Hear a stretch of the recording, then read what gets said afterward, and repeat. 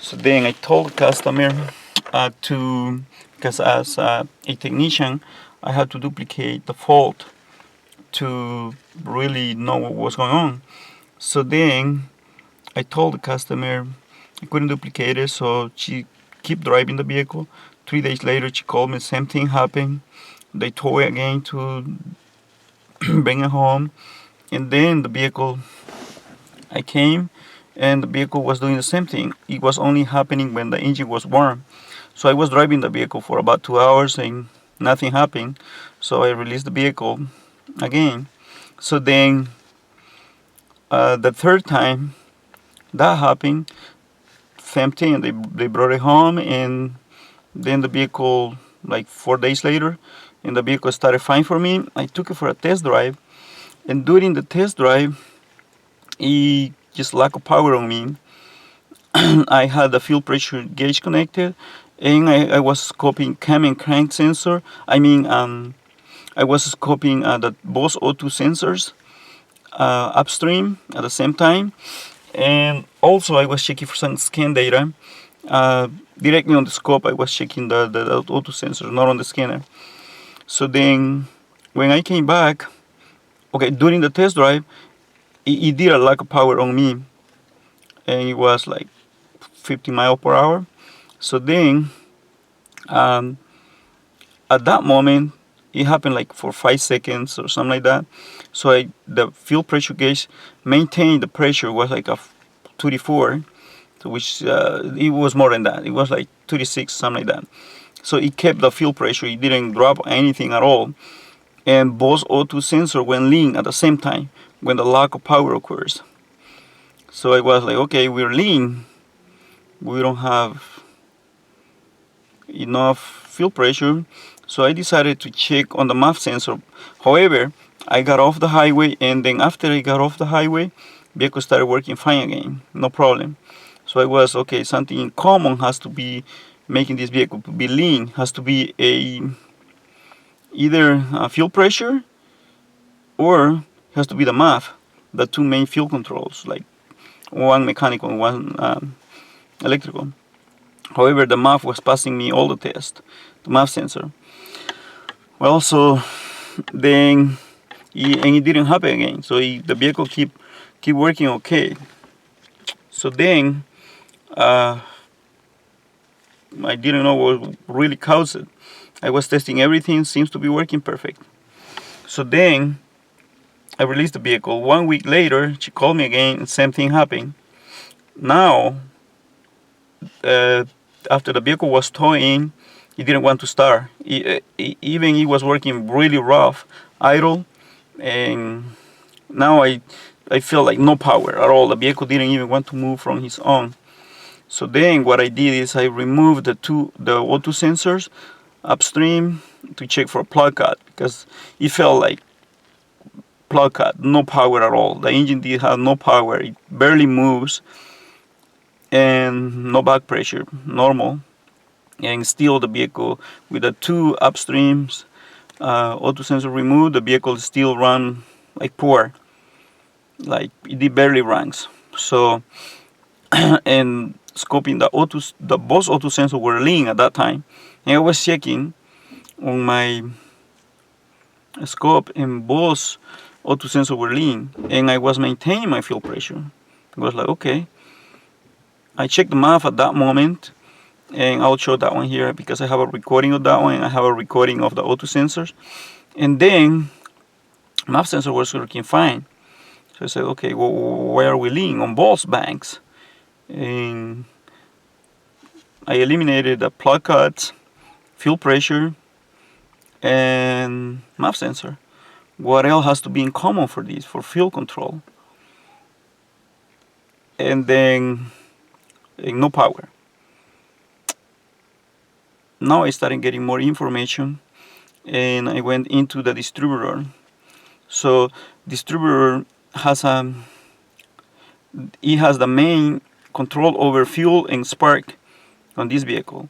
This one has a crank position sensor, which is on the transmission, on the back of the transmission, the flywheel. But that sensor on Nissan doesn't have any influence on engine control at all. They only use that one for monitor the only for monitor for misfire, but they don't use it for spark or anything. So the main device here is the distributor in this vehicle. So I scoped the distributor, the old distributor. I will show you that one, how that one looks like. And they have inside the distributor two cam sensors. The one pretty much controls spark and fuel, and also is the coil inside, the transistor, and a lot of stuff. I'll show those when I get there. We're gonna jump into that, but before I wanted to show the scan data.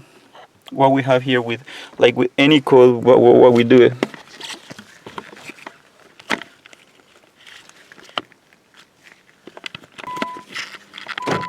So I will check for codes here.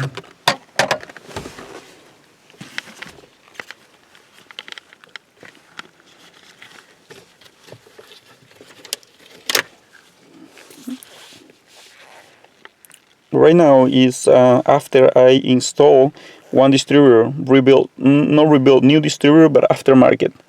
So I'll show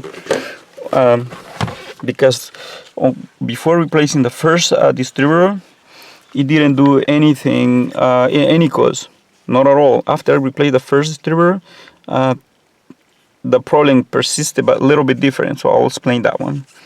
I'll go to vehicle history, and it's a Nissan Frontier, activate vehicle, scanner. This one is this engine, which is not a supercharger. Okay. Engine. Continue. Code only. As I said, this one is after I replace the distributor, and still giving me some problems there, but a little bit different. So now I have those codes, all of those P0300, 430, 420, and P0732. Second gear does not function. So originally I didn't have any transmission codes or any codes with the old distributor. After I replaced this distributor, I started getting these codes, but the engine is failing in different way. Now it's failing with the new distributor only when it is cold, and before was failing when it was hot. And the extra codes I got, like P0732, before I had the P0312, but right now it's not stored. So we're gonna troubleshoot here those for the engine. I'll move to the scope and show what's going on with the scope. Okay, gonna go through the analyzing here. So this occurred during my first test drive. Original customer complaint, which was a lack of power on when engine was warm, intermittently, wasn't occurring 2-3 days, 4 days, and engine just stop and keep working. So when I duplicated that condition, I had the scan data, and also I had the scope connected to the two O2 sensors, the front O2 sensor, because I wanted to see what happened when the engine had a lack of power, if we're having enough fuel. And also I had the fuel pressure gauge connected. Fuel pressure gauge maintained the same pressure, like it was about 38 or some around like that. I think the spec for that one is 34, 32 to 34 in wide open throttle, like 44. So I got like 38 or something like that, and maintain that pressure during the lack of power. And at the same time, checking at the scope, both front O2 sensor, usually put a note here like scoping both upstream O2 sensor, engine had a lack of power, and both O2 sensor went lean at the same time for about 12 seconds. We'll show that one here. So I'll open that and analyze what happened. So I got the two O2 sensors here, and we can see here how they were switching. I'll go here when the problem happened. I'll show that when the problem occurred. Okay, this one was working pretty much normal. You see that this the green trace, the O2 sensor is kind of lazy. It's not going through under 2, should go above 800 millivolts. This one is working fair, but that one. Okay, we're gonna go through here. Was working, vehicle was working normal, boom, normal. And then I had a lack of power here. Look, both O2 sensor went under 200 millivolts, like about 100. That one lasted 1 and 2, about 6.6 seconds, and it just did it for that amount of time, and just keep working, and kind of little crappy, but truck came back here to life. Then it just happened again for a little bit longer period, another one there, but the one I think lasted more was, yeah, this right here. So again, a lot of lack of power, maintaining fuel pressure, and both O2 sensors were lean for about 5.6 milliseconds, 5.6 seconds.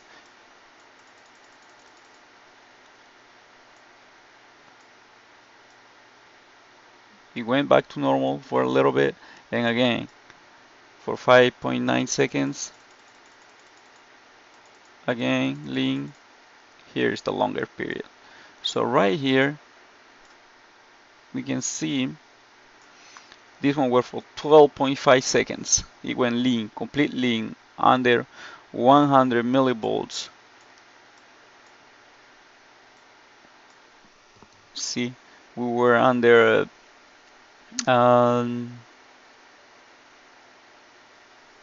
54 millivolts, and our and 20, 17 on the blue, see 17 millivolts, and 54 on the green. We can still see the green is not coming the same level, so that is the lazy sensor. On we can see here is a little, it's going out, but it still works. Okay, so then that was one direction we had. So the vehicle had a lack of power because it went lean. What caused the vehicle go lean? We'll go next to the gonna move next to the next testing. So I'm going to analyze here the MAF sensor during the lack of power, because I was suspecting bad MAF sensor. The vehicle had like no power, couldn't move from his own, and like plug cuts, or no fuel pressure, not enough fuel pressure, or bad MAF sensor. So I put my note here: lack of power, complete wide open throttle, and releasing max 2000 RPM the vehicle got. With faulty distributor position signal, some pulse is missing, it should be 6 pulses, there were 3 or 4, that was the problem. Okay, let me open this and go through, because normally what we're looking for is glitches and see how much voltage that one can produce. But we can see here, wide open throttle, I got like a 3 volts. It should produce about 4 volts, but wide open throttle and like a good RPM, but this vehicle barely stay running the engine. So 3 volts, no glitchings, wide open throttle. So I released the throttle, and it was about 1.5. We can see here. So I was pretty much here wide open throttle, releasing that one, going up to see how much voltage I was getting, and we can see here it went like a 3.5 or something like that, I believe. How many volts I got here? Number one, max 3.5. So, and vehicle didn't move, so I just releasing and boom, going wide open throttle. So no glitches, and MAP sensor was working okay like it should. Was not causing the lean condition and lack of power. Also, another test is unplugging the MAP sensor and the vehicle goes into a default mode. So I did that one before and it didn't work.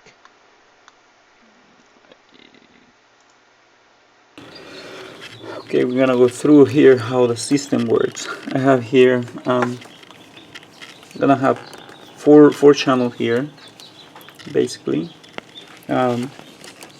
This is I'm back probing on the back of the distributor, on the harness side. 1, 2, 3 and 4. The wiring diagram is gonna show here 3 and 4. So it's reference and position. Reference and position. Steering side camshaft. So it's 3 and 4. Position and reference, and also number 1, which is gonna be coil control. The one control the base of the transistor. Okay, I'm scoping those 3, and also I will be scoping the number 1 fuel injector. Okay, I got 4 channels going on here. That's about the glare, but I cannot do that too much with that. The glare, as we can see here, the yellow trace has 12 volts, so that one is on the injector. So that one is voltage coming in and going out, waiting for ground to be applied. 5 volts on the blue channel and 5 volts on the red channel, which those are here. So when the computer, the distributor, gonna pull those to ground.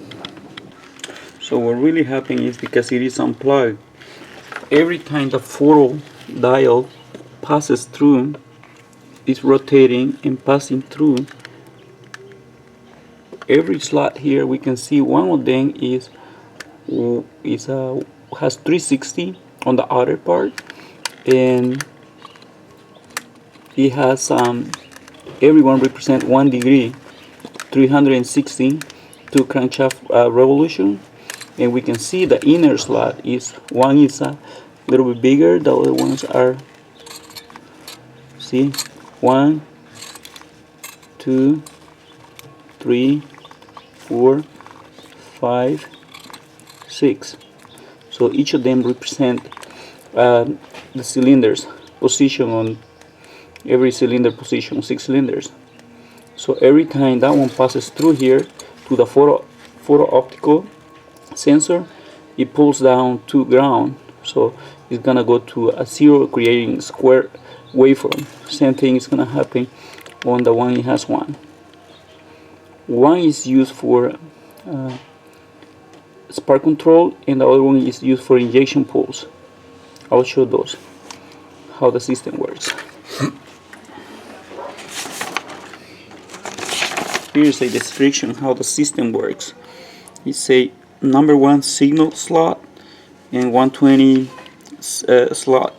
So the space in between each of those, the one represent each cylinder, is 120, and it say how it works. It said it's explaining how the system works.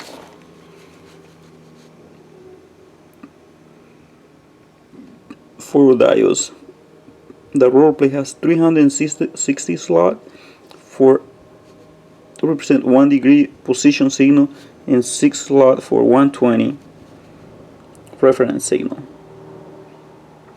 Okay, I'm gonna do some scope test now and see how it looks on the scope. I'm scoping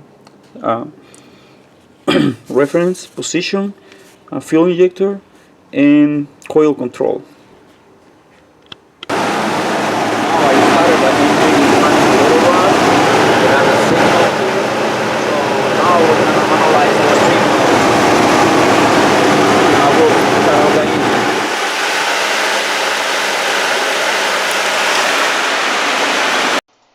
We're going to analyze here the scope waveform I took. I turned off the vehicle and there was too much glare on the screen, so I didn't want to do it there because it was going to be hard to show those. So here is the original faulty distributor, engine lack of power. I put my notes here. Stumbling, scoping distributor on pin 3, blue trace, blue channel and 4, green channel, and the yellow channel was on the fuel injector. I'm gonna analyze what happened when this vehicle wasn't working right. Okay, so this is the original distributor. The one was the one gave me the issue with link condition. Both auto sensors were linked, and then I scope here the reference and position. Reference is green and position is gonna be on blue, and the fuel injector is gonna be on yellow. So as we can see here, it was dropping a little bit sometimes. On the green trace we can see the reference, it was dropping, I believe. Yes, it wasn't, yeah, a little bit, but that one was not causing my link condition.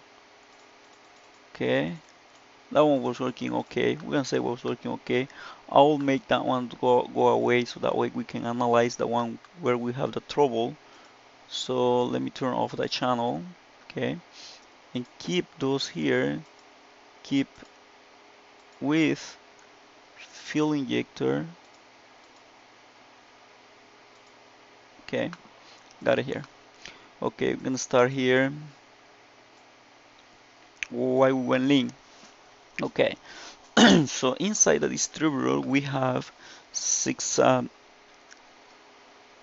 pulses for piston position, which are used for the computer to control the fuel injection.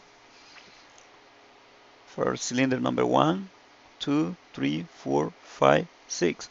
Again, 1, 2, 3, 4 missing, 5 missing, 6 is here. So we have 2 pulses missing here. And we can see here the pulses should occur on the fourth, pretty much here. 1, 1, 2, 3, and the 4. You can see here 1, 2, 3 on the 4. Every 4 after the number 1, it should occur like we saw here. Boom, normal. We have 1 fuel injection pulse here. 1, 2, 3, 4. Should be 1 here. So that one is missing because of that signal missing here of the cylinder position. So we can see those here. You can see those are normal here. 1, 2, 3, 4, 5, 6, 1.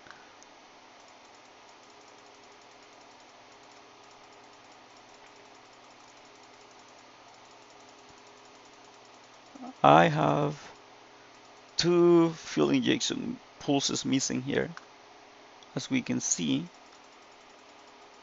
Also comparing these to the new distributor, the injection pulse was in different timing. Okay, you can see this occur here, a double pulse when it shouldn't occur. It was out of time because that one was creating a backfire on the intake when I was accelerating hard. See how many pulses we got missed here. a lot of pulses missed here. Should have been one here, 1, 2, 3 pulses missing. So that one was created our link condition. Okay, so let me show those a little bit more in details.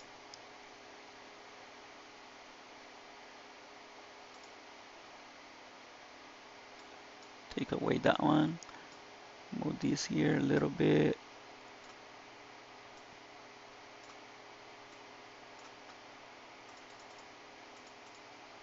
Okay, we can see cylinder 1, 2, 3, 4, 5 is missing, 6, and we restart here. So the computer uses that signal to control the fuel injection on time and pull width. So that one was the original distributor. Main problem here on the distributor, back probing pin 3 and 4 and the fuel injector. As we can see here, this is the one has 360 pulses, was pretty much consistent. I think a couple times we can see a little drop. That one is used for spark, but when I tested my spark was consistently and strong all the time, like jumping 20 kb, bright blue and good. Then I proceed to replace the distributor, and then I had the vehicle came back like 4 days later, a little bit different but still with issue. Gonna go see, find out what's wrong next. This is the new distributor I will be installing.